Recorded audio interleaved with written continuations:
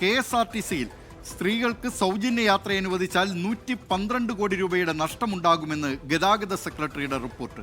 3 മാസത്തെ കണക്കാണ് വിലയിരുത്തിയത്. വിവരങ്ങളുമായി തിരുവനന്തപുരത്ത് നിന്ന് മേഘന മുരളി ചേരുന്നു. മേഘന മുരളി, KSRTCയിൽ സ്ത്രീകൾക്ക് സൗജന്യ യാത്ര നടത്താൻ അതിനുള്ള തീരുമാനത്തിലേക്ക് സർക്കാർ കടന്നിരിക്കുകയാണ്. അതിനിടെയാണ് KSRTCയുടെ നഷ്ടം സംബന്ധിച്ച ഗതാഗത സെക്രട്ടറിയുടെ റിപ്പോർട്ട് ഇപ്പോൾ മേഘന മുരളി പുറത്തുവിടുന്നത്. എന്തൊക്കെയാണ് ഈ വാർത്തയുടെ വിശദാംശങ്ങൾ? ദിലീപ് കുമാർ, ഇന്ദിരാ ഗ്യാരണ്ടി സൗജന്യ KSRTCയിലെ ബസ് യാത്ര, സ്ത്രീകൾക്കായിട്ടുള്ള ബസ് യാത്ര ജൂൺ 15 മുതൽ തുടങ്ങുമെന്നുള്ളതാണ് UDF സർക്കാരിന്റെ പ്രഖ്യാപനം. ആ ഡേറ്റ് അടക്കം നിശ്ചയിച്ചു കഴിഞ്ഞു. പക്ഷേ സർക്കാരിനെ സംബന്ധിച്ചിടത്തോളം കുറച്ചധികം കടമ്പകൾ ഉണ്ട് എന്ന് തന്നെയാണ് ഈ റിപ്പോർട്ടിലടക്കം മനസ്സിലാക്കാൻ കഴിയുന്നത്. കഴിഞ്ഞ ദിവസങ്ങളിലടക്കം ജെൻഡർ ടിക്കറ്റിംഗ് നടത്തി ഈ സ്ത്രീകളുടെ കണക്കെടുത്തിരുന്നു. അതിൽ പ്രകാരം നടത്തിയ ഒരു അന്വേഷണത്തിലാണ് 112 കോടി രൂപയുടെ വിലയിരുത്തൽ 3 മാസം മാത്രമായി ഉണ്ടാകുമെന്നുള്ള ഒരു കണക്കിലേക്ക്.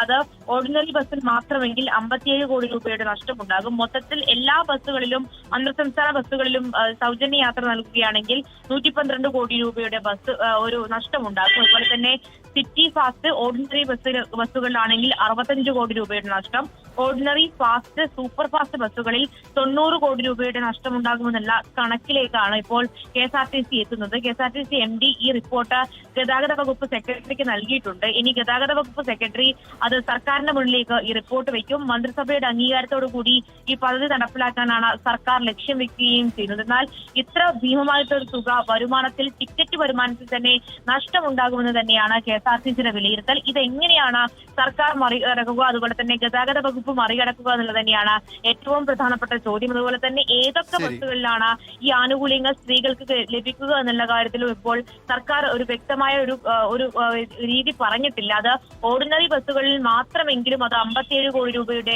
നഷ്ടമുണ്ടാകും. അത് ജീവനക്കാർക്ക് ശമ്പളം നൽകുന്നതിലടക്കം ഈ അടുത്ത കാലത്താണ് ജീവനക്കാർക്ക് 1-ാം തീയതി ശമ്പളം ലഭിക്കുന്ന ഒരു രീതിയിലേക്ക് KSRTC മാറിയത്.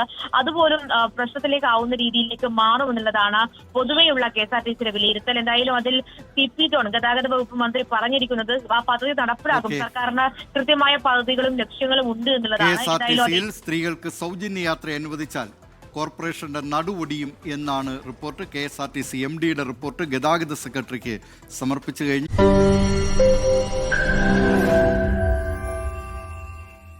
ലോകത്തെവിടെയായാലും ഏത് സമയത്തും 24 വാർത്തകളും ഓഗ്മെന്റഡ് റിയാലിറ്റി പാക്കേജുകളും എക്സ്പ്ലെയിനറുകളും വിശദമായി കാണാൻ ഞങ്ങളുടെ YouTube ചാനൽ നിങ്ങൾക്ക് സബ്സ്ക്രൈബ് ചെയ്യാം.